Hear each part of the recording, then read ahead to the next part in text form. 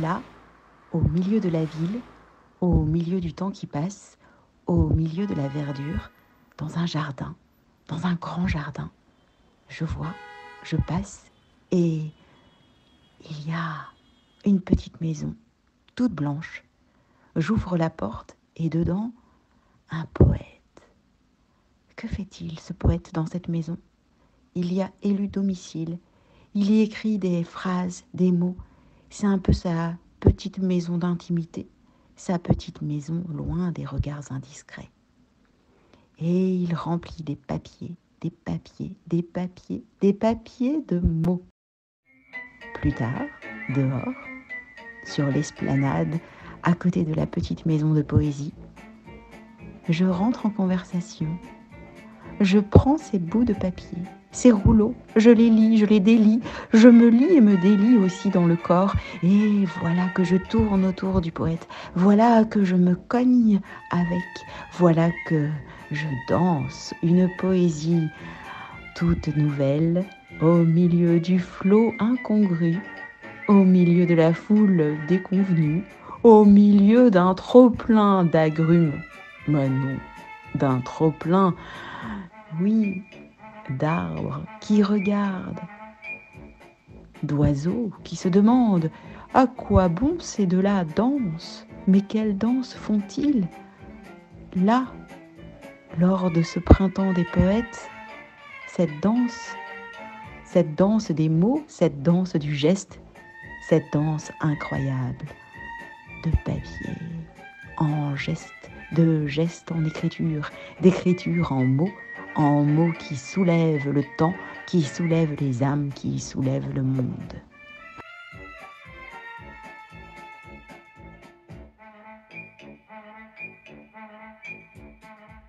Sur la coulée verte, il y a beaucoup de monde, un peu dehors, beaucoup de monde de passage. Et puis, on est j'étais heureux d'avoir d'un coup ma petite maison, d'avoir ma pancarte Je suis poète, de pouvoir un peu partager comme ça mon art. Et en même temps, il y avait aussi la volonté d'être dans cette petite maison tranquille avec les 2-3 personnes qui étaient dedans et de passer beaucoup de temps. Bon, il y avait intérieur-extérieur comme ça. L'agitation extérieure qui se prête, je pense, aussi à la poésie, à la volonté de la partager, et, disons, l'intimité intérieure de la petite maison, qui permet de plonger un peu comme ça dans les vapeurs poétiques et créatives de mon monde poétique.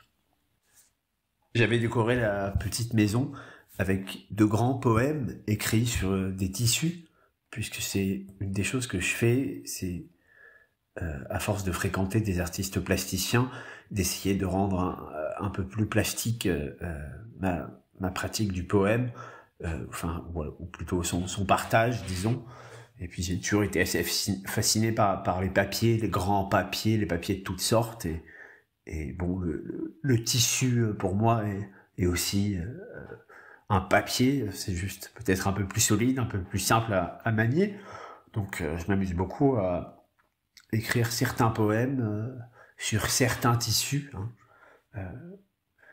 Après, il s'agit juste d'écrire le poème. Des fois, je fais un peu des petites taches là de peinture, mais donc cette petite maison m'a permis comme ça d'afficher beaucoup de tissus, parce qu'il y a quand même trois gros murs à décorer. Alors j'ai fait comme ça beaucoup de tissus poèmes, un peu une tapisserie de poèmes, ou un endroit entièrement décoré de poèmes. J'avais aussi mis des objets totems un peu qui je dirais accompagnent mes phases créatives, comme ma machine à écrire, j'avais des petits coquillages, des plantes, pour, je trouve comme ça, recréer finalement l'instant de création. J'avais aussi mis de la musique ambiante, oui, pour essayer de recréer cet instant de la création qui pour moi, est et un instant, en fait, un moment que j'adore, quoi. J'adore être dans une espèce de transe et écrire des poèmes. Et c'est vrai que du coup, des fois, on a l'impression qu'il faudrait partager, non pas simplement le poème, mais partager ce moment-là aussi, comme faire un espèce de documentaire sur ces moments de création. Mais je pense qu'au final, c'est pas si intéressant que ça, ces moments-là, mais c'est des moments qui comptent tellement dans ma vie, en tout cas pour moi. Peut-être un des moments où je suis le plus, je dirais pas apaisé, mais un des moments où je suis plus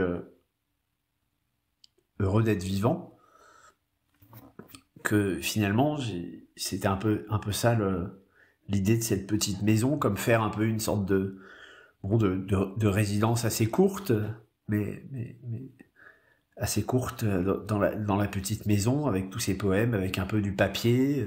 Il y a des poèmes qui ont été accrochés et écrits soit par moi, soit par les gens qui sont rentrés, qui ont été accrochés au tissu de la pièce, écrits par des poètes, par des enfants qui aimaient bien jouer à la machine à écrire ou jouer de la musique, parce que j'avais aussi mis mes petits instruments qui font aussi partie comme ça des objets totems de ma création.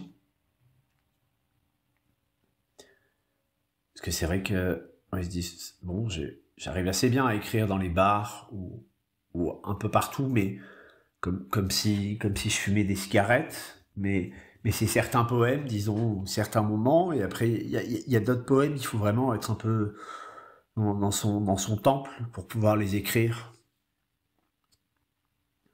Donc c'est une question quand même, l'aspect de ce temple. Quel est le temple de la création d'un poète?